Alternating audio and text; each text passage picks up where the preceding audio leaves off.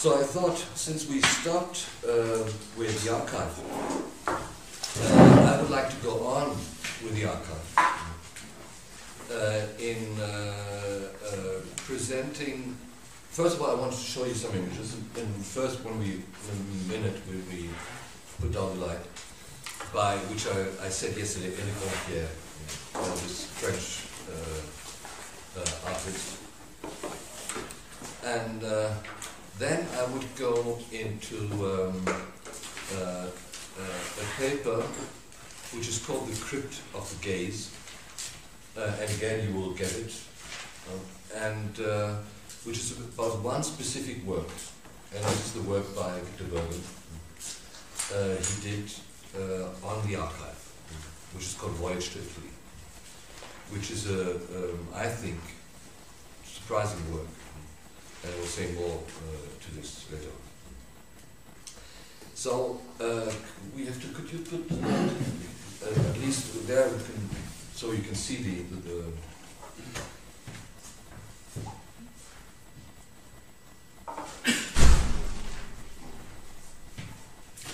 So I have this work by École because, well, some of the classes they deal with the still and moving image, so it's always in between photography and cinema. And Éric Rompierre, with his work, in fact, is situated in between. I mentioned him yesterday already briefly. Since he started in the late 80s to work on film, on silent movies, and he worked in film archives, in the New York archive, Montreal archive, Paris archive, and specifically on those silent movies at that time, in the late 80s, beginning 90s, he was an actor before, so always on stage. Who are within decomposition. So where the celluloid or the nitrate is decomposing. And by the decomposition, the semantics of the surface change. As well the iconic, although of course in film they all, even writing is iconic, and those where the legends are in between. And he went on doing this work for years, and he called it Précis de décomposition, which is a title that he took from Émile Cioran, the Romanian philosopher. You may be or not familiar with Cioran, one of the great, I think one of the great nihilists of the 20th century, who died some years ago in Paris. Cioran, Émile, very important. You know, many called him the Nietzsche of the 20th century, and I think they were right. And he had a famous book published in the 50s, which was called Précis de décomposition, so more or less essay on decomposition. And he went on doing this work, always on cinema, and then sometimes he used B-movies and approached more and more to his own time, from the beginning. So from the beginning, more or less, of the 20th century to his own time now, and used B-movies, or he bought movies on the flea market, like porn movies on the flea market, and then he took pictures out of this. Up to a moment when he started something else, which I will show you here, some images, 10 images or something, which he called suite. Suite like the suite. So the sequence, suite and sequence. He started in the beginning of 2000 something, 2002, 2003 something with it. And this is one of it, the image you see. Of course, it's extremely poor to project anything. I saw Wolfgang, I should have protested. Because it's, well, you can decipher, or you can close in a soupçon. So what you see here is one of the suites. Not sweet, but sweet. And in fact, C-U-I-T-E-S. Sweet parts. Yeah, it's a bit better. It's a bit better. So, when he did before what you call in French, you would say the photograph of each singular picture of the 1/24th of the second. What he always did. And here, with the suite he changed, he did not take one frame, but he took the middle of two frames. So what you have, what Raymond Belour calls the passage de l'image, the in-between of the images, cinematographic images, that is the black, however you call it in English, strip. The black strip that separates each of the 24th seconds. He took this in the middle, and you can't see it because it's black image, because this image is, as you may see, out of a cinema theater. And so it is a movie where you see people sitting in a cinema theater and gazing at the cinema screen.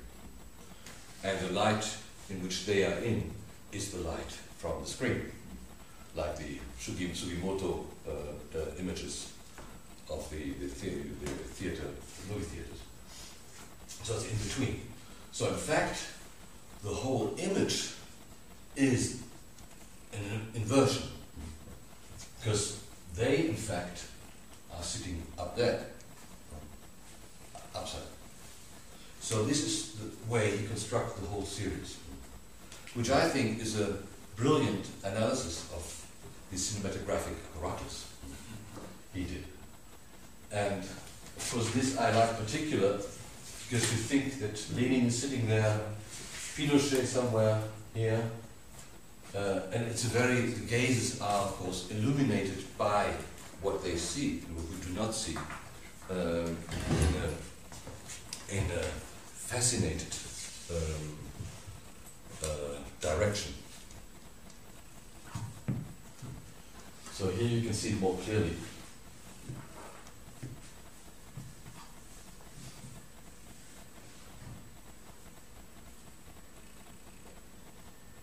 So it is a work, the suite is a work on the inversion of time and space in cinema.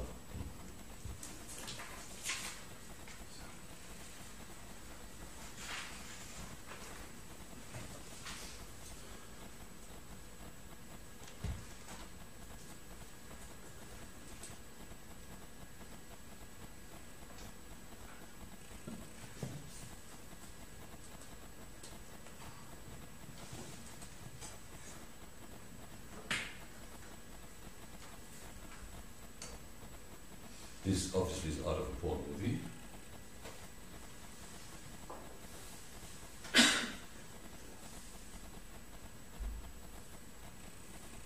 So those are the decompositions, you see. So he doesn't do anything, he doesn't alter the image at all. He just takes the image the way he finds them on the montage table. And this has become, of course, very famous.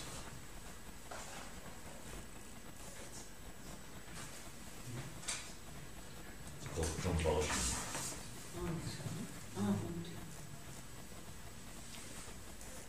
Could you tell us again the name of the artist?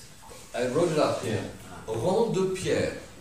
Ronde like round, and pierre like the stone. R-O-N-D-E-P-I-E-R-R-E. Ronde de pierre. Eric. Thank you. And the black strip changes accordingly to the format. If you have a 35mm or a 60mm, 60mm is larger.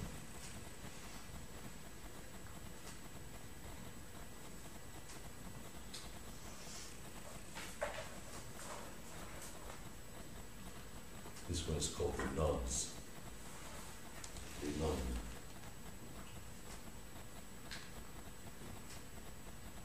What year was this? This, all those, well, I mean, the images are all between 2002 and 2006 approximately. Did you put sound to it? No. Didn't need sound. I mean, they are, you know, cyberchrome photographs. There's nothing.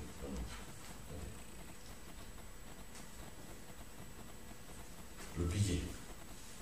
How do you say billet? Yeah.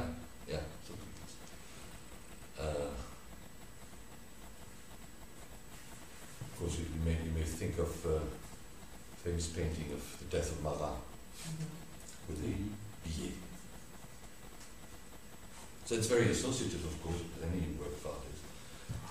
But it's highly precise in the distribution of space by having this partition, which you see here as well.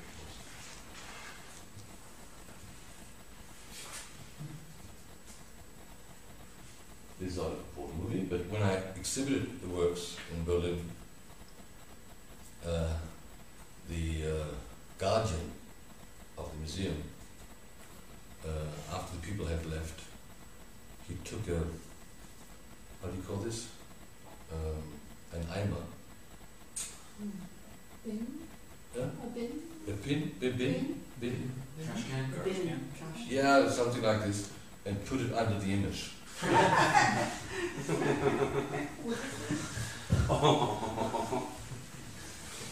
But only when the public had left.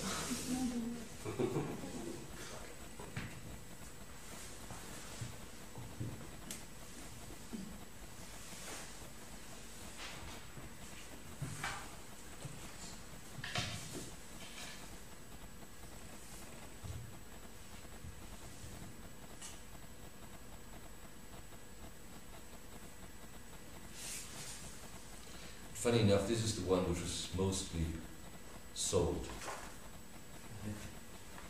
La Foule, it's called the La Foule.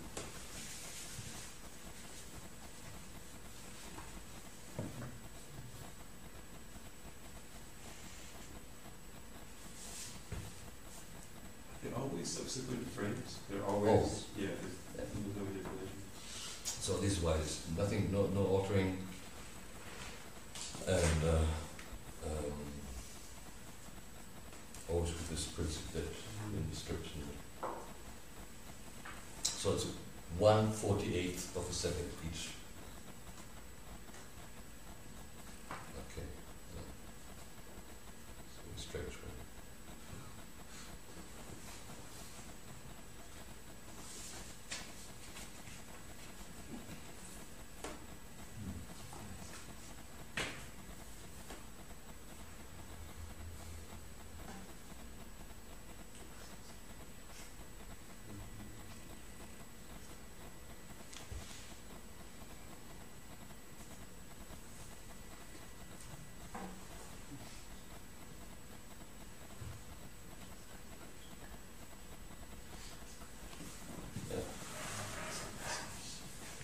But I mean, of course, he deals with voyeurism in this way of recuperating or appropriating the images.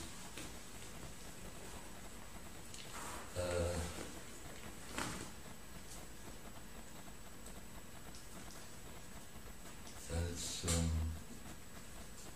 actually surprising. There's something about the inference of time that comes up when you look at those strips. Yeah.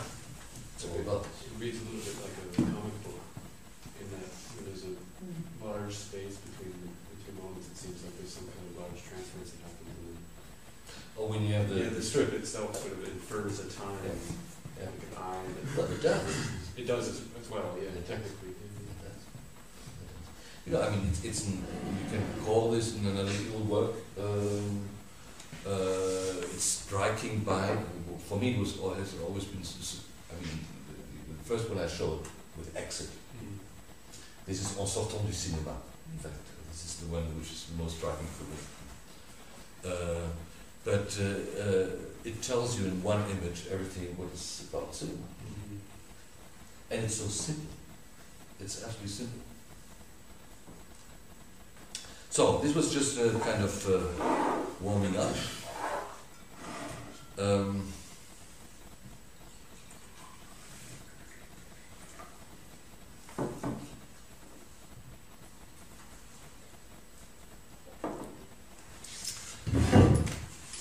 So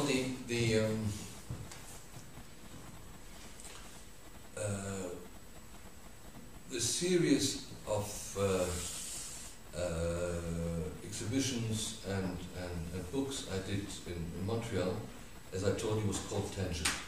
And as we read yesterday, it was closely related to Benjamin's essay in the task. But it started with a corpus of images that I brought together out of the archive, the collection of the Canadian Centre for Architecture, the photographic collection, which is a collection of about 60,000 images from the late 30s, in fact, no, they say early 40s of the 19th century till the 60s, more or less, of the 20th century, and then more. And the idea was to see how space and what we call information could be linked in photography. How we could read this today. The relation between space and information, or what kind of information could come out of this space, photographic space.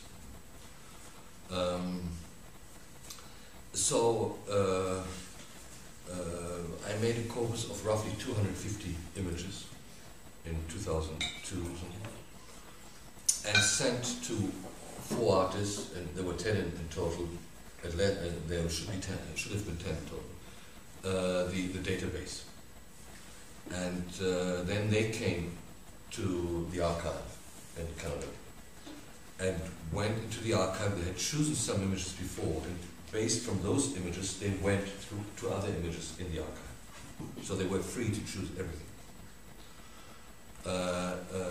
And then they were asked to make a new work based on their impressions.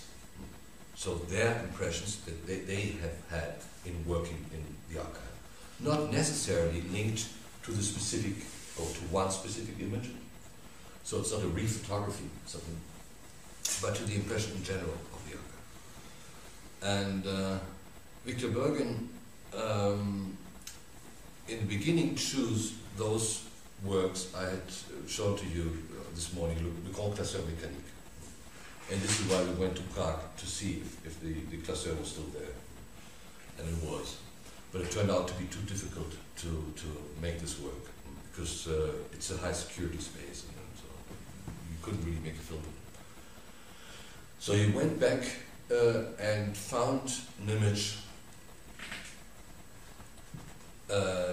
in the archive, and this is the image, which is done by an Italian photographer in Pompeii, and the photographer is called Carlo Frattacci, and it was in an album of Pompeii in the collection, and he got fascinated by this image, which is the best starting point for the work, I suppose, and started working on this. And he went to Pompeii to try to retrieve the situation where she was. And not only where she was, but he wanted to retrieve, of course, the position where he was as well. So where was the gaze coming out, and where was the gaze subjected to another gaze? And what did she see, and what did he see? And started making his work, which I will show you in a moment, before I come to the text.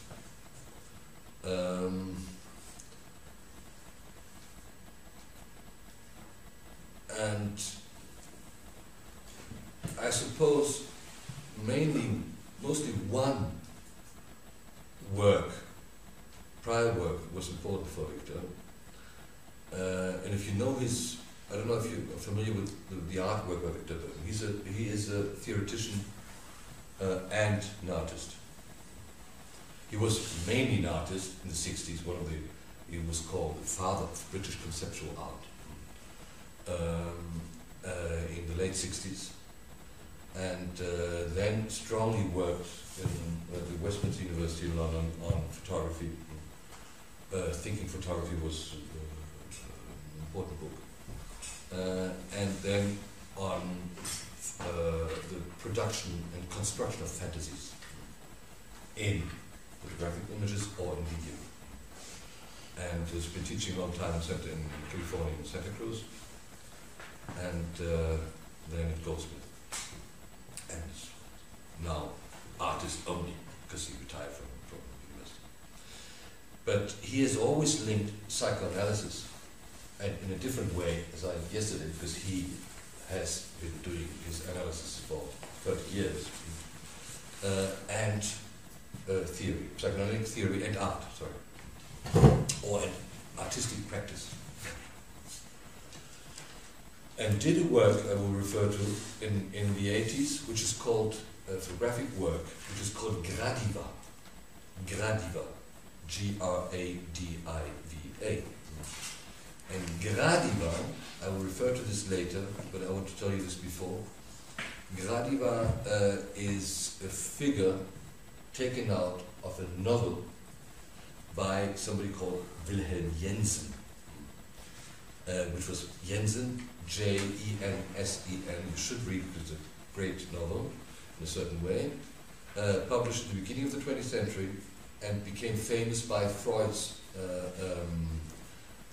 book published, to which I will refer to later. And then again famous by Jacques Derrida's book, Le Mal d'Archives, the archival, what was it called in English? We had this yesterday? The archive. It's archive fever. Archive fever. Where he referred to this as well. In fact, it's a book on archive, on memory and archives, the repressed, and about the fantasy of the central figure, an archaeologist who's called Norbert Hamold. Norbert Hamold. So, lots is about him. I will explain a little further later. So he's referring to his own work, which he did about Gradiva in the 80s, and to this novel by Jensen and Freud's book written shortly after. And the work itself, which of course you can only get a glance of it here, is constructed out of photographs,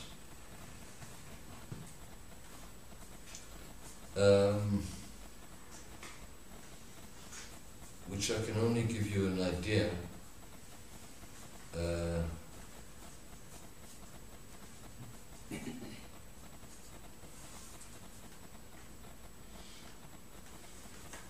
Wait, which is a bit difficult.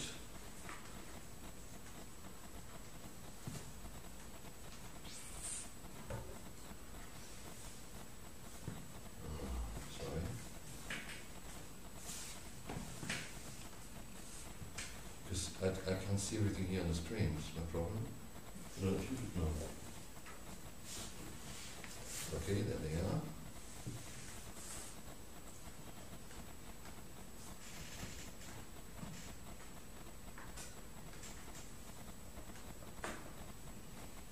So on one side, you have very small photographs, black and white, as you have here. 18 on one side, 24 on the other side, which are the columns that each are seen from each perspective, from the female perspective on the one hand, from the male perspective, the photographer, Carlo Fatacci, on the other hand. Those are small photographs, very small photographs. And then you have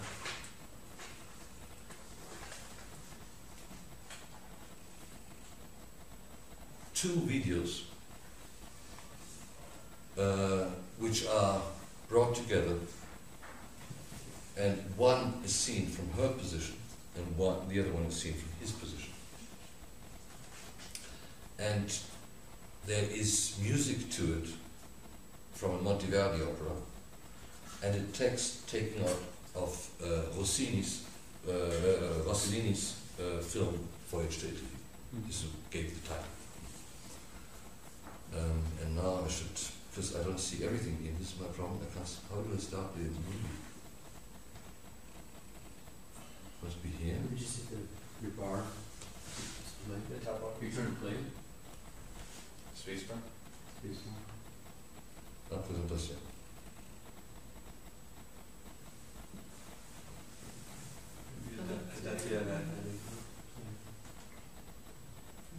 Okay. But I want to get this off again. Adapter plein écran, une présentation. Merci. Oh no. Okay, so let's go.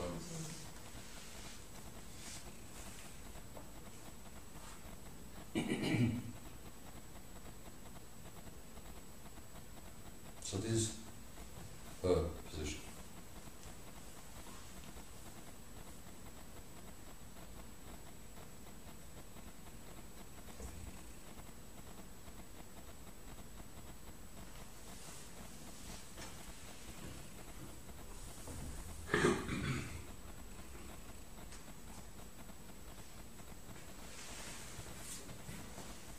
What camera is he using?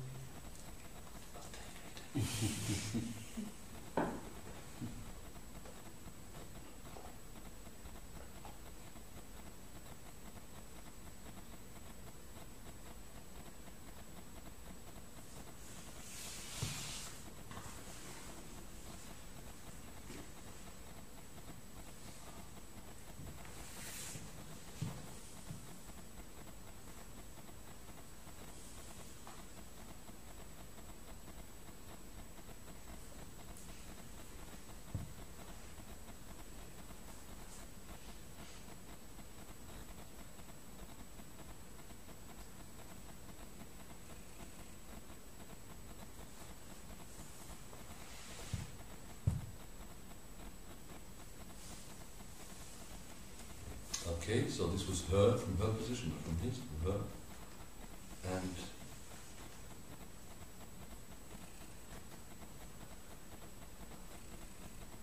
The next one. okay, from his position.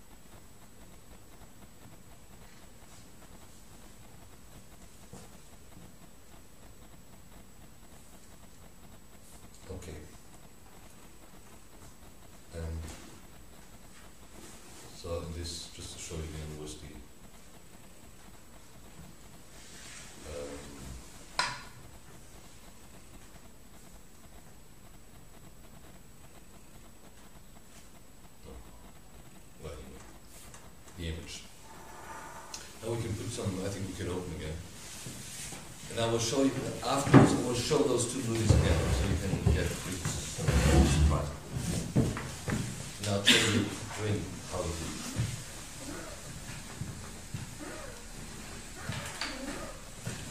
So, it's called the Crypt of the Gaze.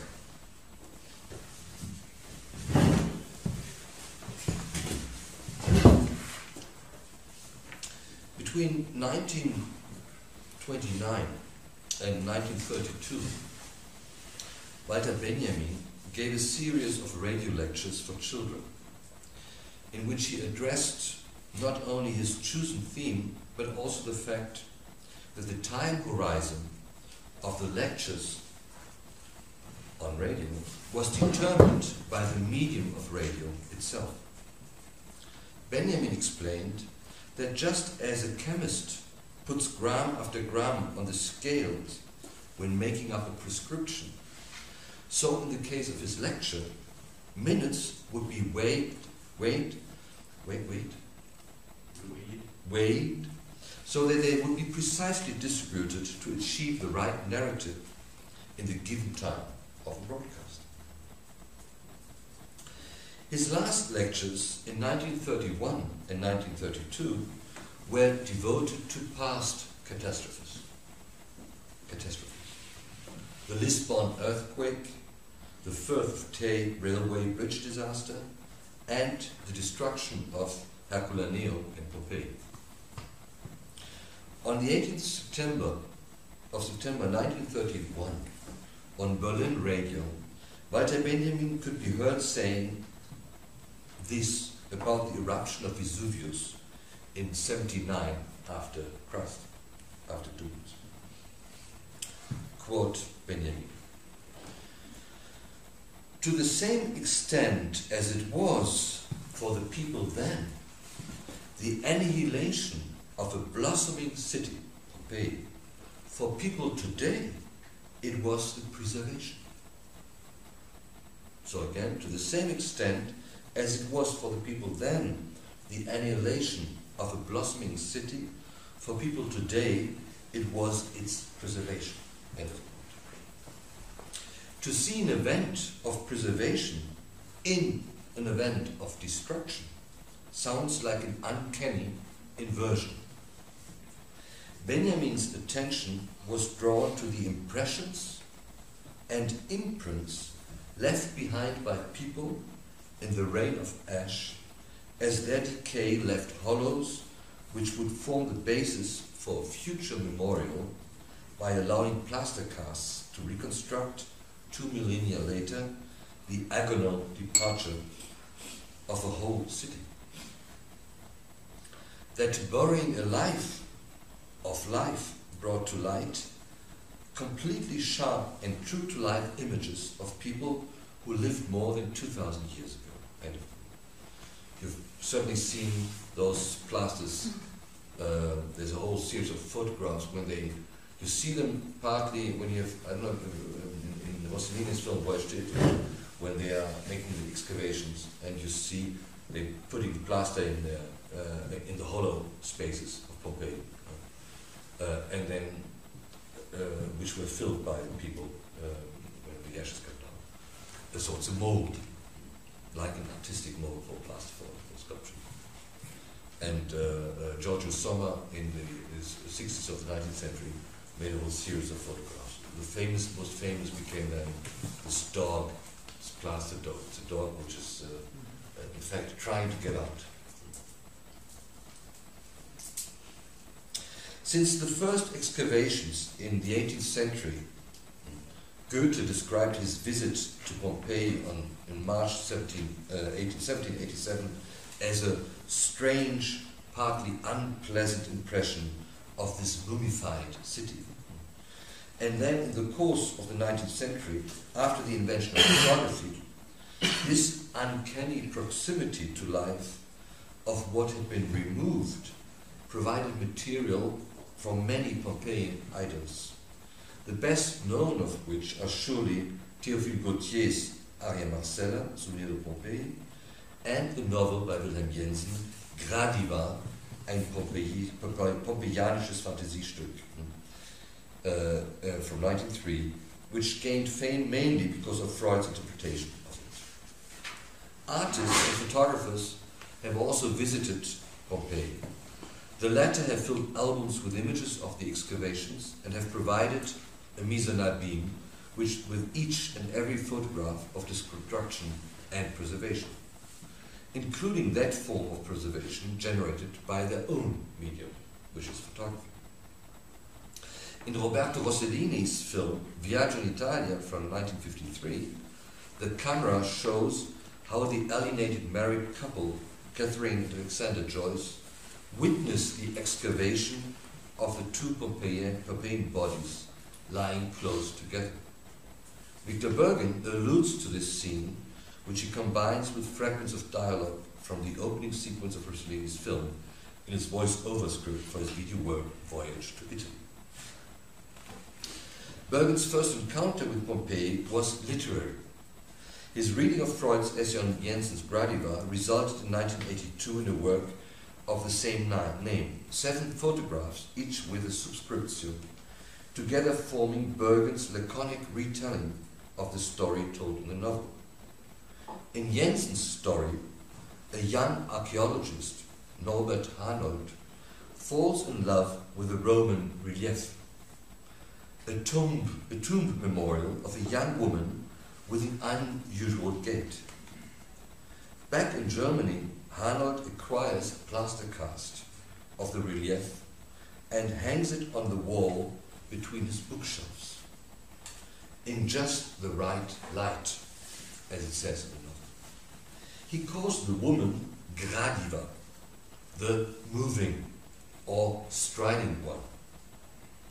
In her, Jensen writes, something humanly commonplace, though not in any low sense, something contemporary, as it were, was physically reproduced. It is as if the artist had captured her swiftly in a clay model after life as she passed on the street, and not in a pencil sketch on a sheet of paper as in our day. Yes, it was. In Voyage to Italy, through movement almost at a standstill, through the standstill in the movement, through transitions between fragmented Corinthian columns, like a detached film image, and through the lengthenings of synchronisms to the point of the peripeteia of a non-experienceable temporality, through the overlapping of physical and psychical space in the uncovering and exposing of the crossing of gazes, cut and panoramically seamed, through all this, Victor Burgin creates a photographic, panoramic, and acoustic space that layers impressions and invites us, as in a psychoanalytical transference, to isolate our phantasmatic projections, to capture them in their disjointed, fragmentary forms, so as to see, like it's in the novel, the retrospective chimera. Chimera, you say? Chimera. Retrospective chimera. This is how she's called, Gradiva, the retrospective chimera. Rise again. In his work Gradiva, Burgin had directed the gazes of the deluded archaeologists and the wistful Gradiva, which turns out later to be called Mrs. Bertgang, I'll come back to this later, past one another in opposite directions, as if the narrative, as it progresses beyond the midpoint, meets itself coming back in the opposite direction.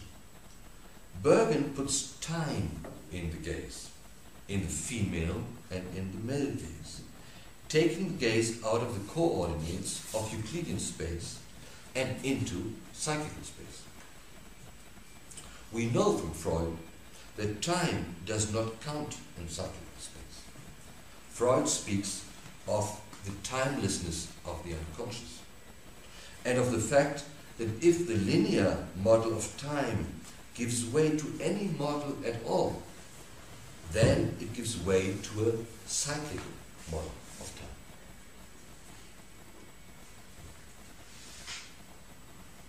time. Which of course we have in this panorama. In Freud's view, the compulsion to repeat replaces the impulse to remember. And remembering represents the reproduction of psychological realms.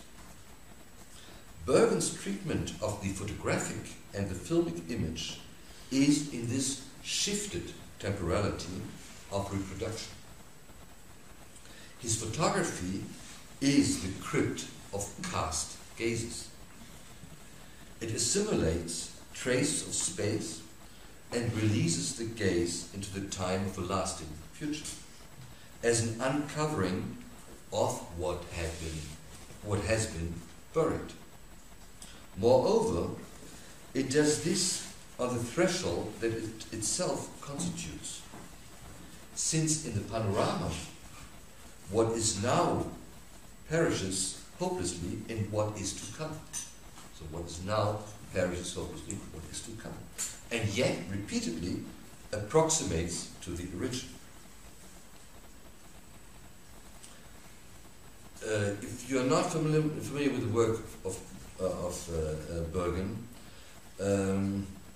you have to know that he's been doing, since the late 90s, video works in the same way, panorama.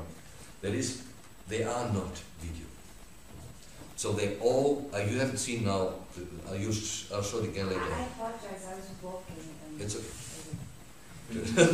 no. Just so in order to understand, you need to see it, but I will screen it again later. We can see Victor Burgin did present last year. He showed Oh, you saw Yeah. this? No, You not showed this. Not Something else. He showed Yeah, this. it's Yeah. the one in Venice. Yeah, the one in Venice. Yeah. Yeah. Okay, well this is good. So when he talked about it, you all went to this class? Yeah, not class, evening lecture. Like the evening lecture. Okay, so but he always shows the clips out of it. Yeah. Okay, so but he explained how he worked with photography. Lucy, there were some technical issues that night, and it made it fairly challenging. Yeah. It was the first evening. If it becomes challenging with Victor, it really becomes challenging. That's exactly what it was. Yes. Okay. Well, but so he did several works. One work, just to situate this, surprising work which he did in 1999 to 2000, which is called Nietzsche's Paris. And this is 1999 and 2000. And it is about the La Très Grande Bibliothèque, the new National Library in Paris, which was built by Dominique Perrault. You know those, you may have seen those 4 towers which are there, 4 book towers. And in the middle is like a garden, which is in a cave. Very small. And it is about the relation between Nietzsche and André Salomon, which was a disillusioned relation between those two. And she went to Paris with somebody else. So Nietzsche's Paris was a pure phantasmagoria. And he already there, his screen, his photographing was with it's a panoramic camera, photographic camera, which is put on a trépied, and the images are calculated and stitched together afterwards with a certain software. It's always black and white. And he did another one which is Elective Affinities, 2001, in the Mies van der Rohe pavilion in Barcelona. One in Schindler's King's Roadhouse in LA, and now this one, Voyage to Italy, and he did the Venice work as well.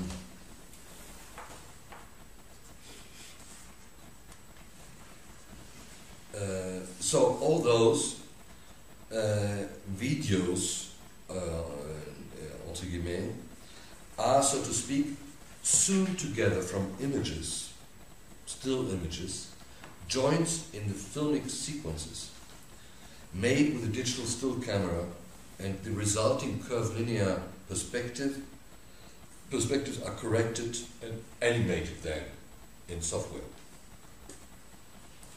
While in video elective affinities, the constant converging reference point, the gaze, is the statue.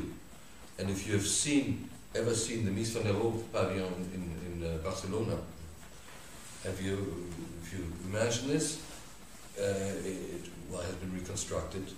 There's a small garden, and in a certain place there's the statue by Georg Kolbe. Later he became a more or less proto-fascist sculptor. At that time, and there's a woman, and she's just having her hands up.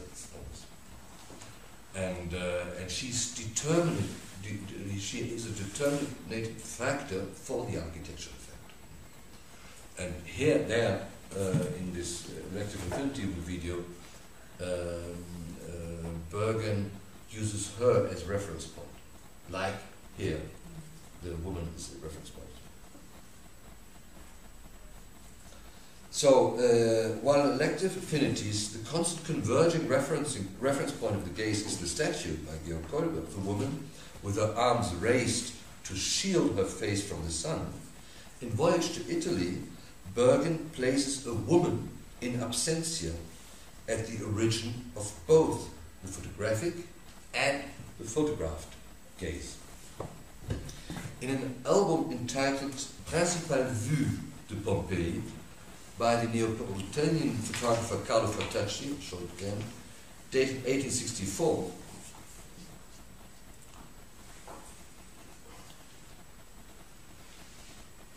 Okay, here you have it once more.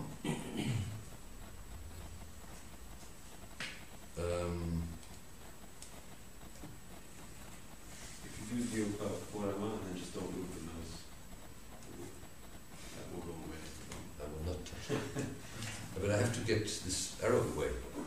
Yeah, it will go. Okay, so. By the Neapolitan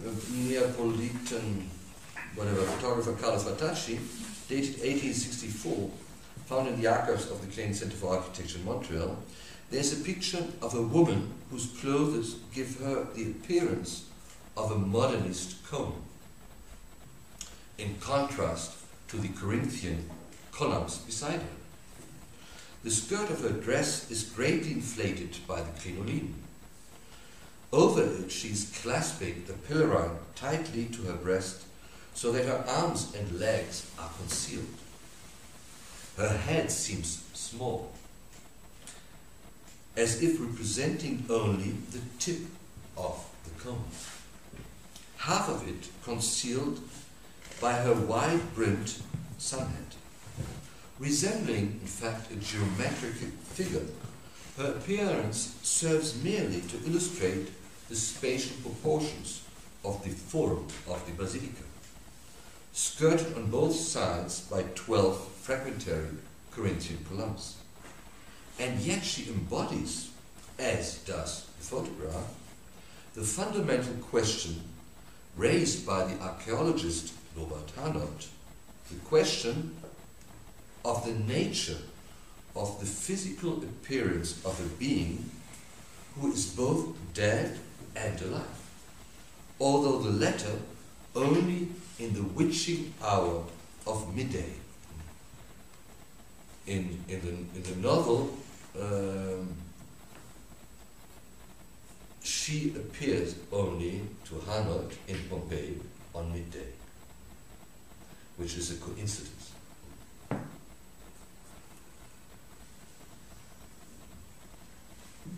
The woman stood here as the only living being alone in the hot midday stillness amidst, in Pompeii, the remains of the past. This is how Hanold describes how she appeared in Pompeii. To see not with physical eyes, and to hear not with corporal ears. One panorama glides through the 180 degrees of the woman's field of view, a second through that of the field of vision of the photographer. It is these fields of vision that are photographed by Burgin in Pompeii almost 1.5 centuries later.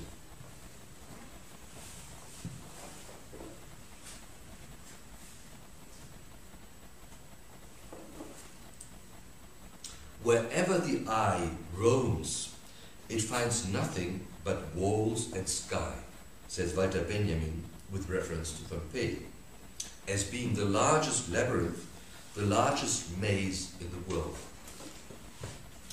Burgin literally turns the scene photographed by Carlo Fatacci, the ruins of the Forum, into a scenario for what is for us an invisible game between desires and encounters, contacts and hallucinations.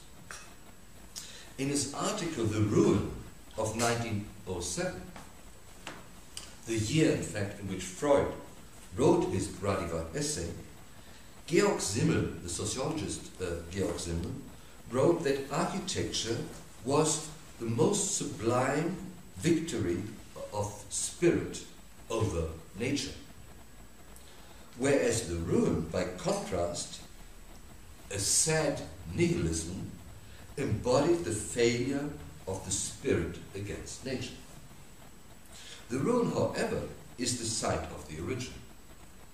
It is not the past character of the Ruin that gives it meaning, but rather the origin, recognizable in the Ruin and gathered in a becoming, that distinguishes the real meaning of the Ruin. Certainly, it is a site, as Simmel put it, it is a site of life, the Ruin, from which life has departed. But above all, the Ruin creates the current form of a past life, not on the basis of its contents or remains, but on the basis of its past as such. Only in the manifest demise of a building can one interpret the future for which it was determined, and into which it has now obviously fallen. According to Simmel, the Ruin must be seen as the realization of a direction laid down in the deepest layer of the existence of what is destroyed. So, in fact, the Ruin, and Benjamin later on takes this up, is a perfect building plan of what the building was conceived to be. The first of Burgin's two series, Basilica 1 and Basilica 2, so this Basilica 1, which I just briefly showed to you, those, so the single photographs, which are only having the columns. Comprising 2 rows of 12 frontal photographs, show the columns both before and behind this absent woman, or midday ghost, in the instant dark and bright light.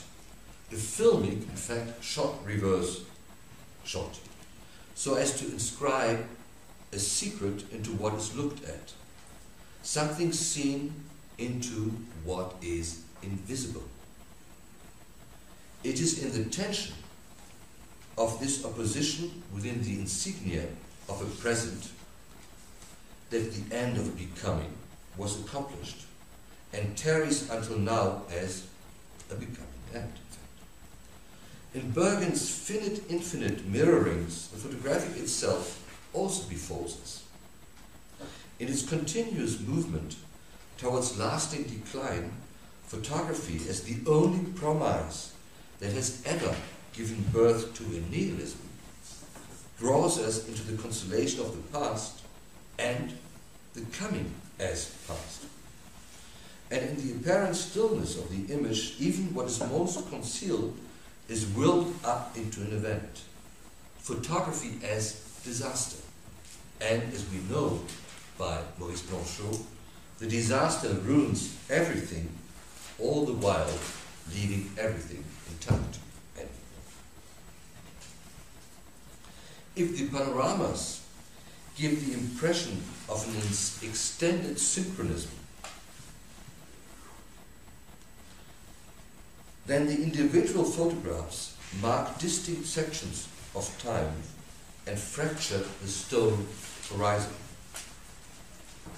It is as if Burgin had also assumed the attitude of Norbert Arnold, so as to repeatedly focus on what he had already seen or imagined, and to avoid the disappointment that she, Radiva, was only a silent image in front of him, a silhouette that was denied language. The second of Burgin's series, Basilica II, with 2 rows of 9 photographs, revisits the perspectival hovering between seeing and being seen in the field of vision of the photographer and the photographed person. Every next image is a scene piece in the film, always at the origin of the coming image, and always in anticipation of what has been. Voyage to Italy is really dialectics at a standstill, as Benjamin would have said. Not continuous time, not sequence, but image, spasmodic. This is how Benjamin describes what he calls the dialectic image. In an analogy to the work of repression and the return of the repressed, Burgin puts the spasmodic coincidence of past and present in the place of continuous time. Each gaze is seconded by another. Freud wrote that there was no better analogy for repression by which something in the mind is at once made inaccessible and preserved than burial of the sort to which Pompey fell victim, and from which it could emerge once more through the working of the space. Gradiva in Voyage to Italy is a revenant, as you call as well, a rediviva. She strides between the images and also jumps from still to moving image, from moving to still image, always in the direction of the original. Do you want to see this once again, the movie, the film? Yeah. And meanwhile, I showed to you, I have to tell you, You don't have the sound? No.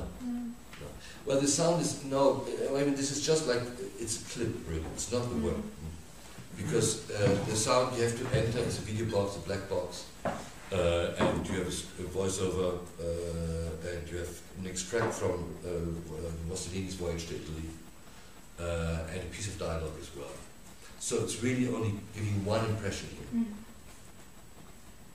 Would it be possible to match up the original next to the point of view in the video where you get to the original from side by side?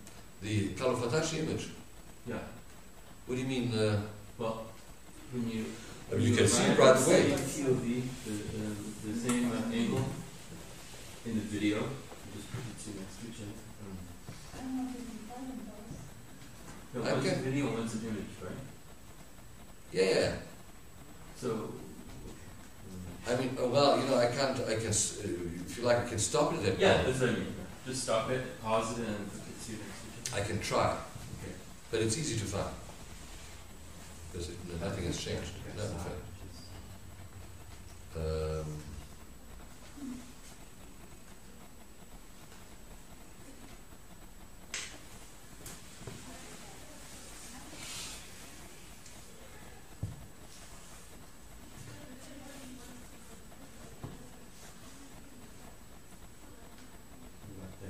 It must be more or less here. And now you want to compare? Yeah.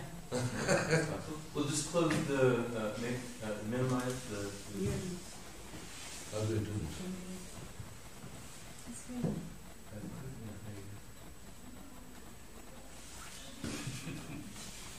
Can you minimize the window? Make it smaller? But, No, it's no, I should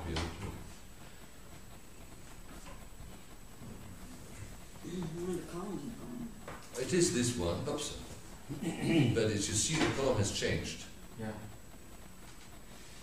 And there's that structure in the view. But you see the structure of the stone here. It is the same. Yeah.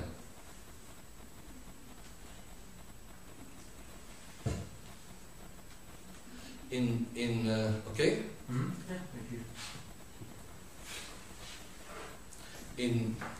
In the novel, so Norbert Hanold is in Pompeii, the archaeologist, and he sees this woman, Gadiva, and so who resembles exactly his vision of the Gradiva that he had taken before, the foot, the walking, as a kitsch tourist souvenir to home to Germany. And going back to Pompeii, so he discovers her, and then says, well, I should be able. He goes down to Pompeii in order to look for her, and he says, well, I should discover her in the ashes, because the way she walked, she must have left traces, thinking that she is someone. And she appears and disappears by pure coincidence, one thinks. And then at the end of the novel, he sees her, follows her, and then she sits on a column.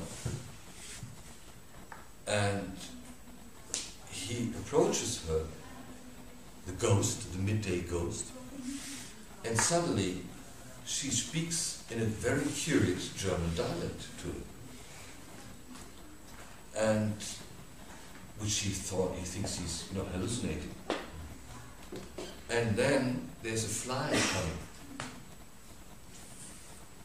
and while this fly is between them, she just makes like this and kills the fly. It's like wakening up, and the resolution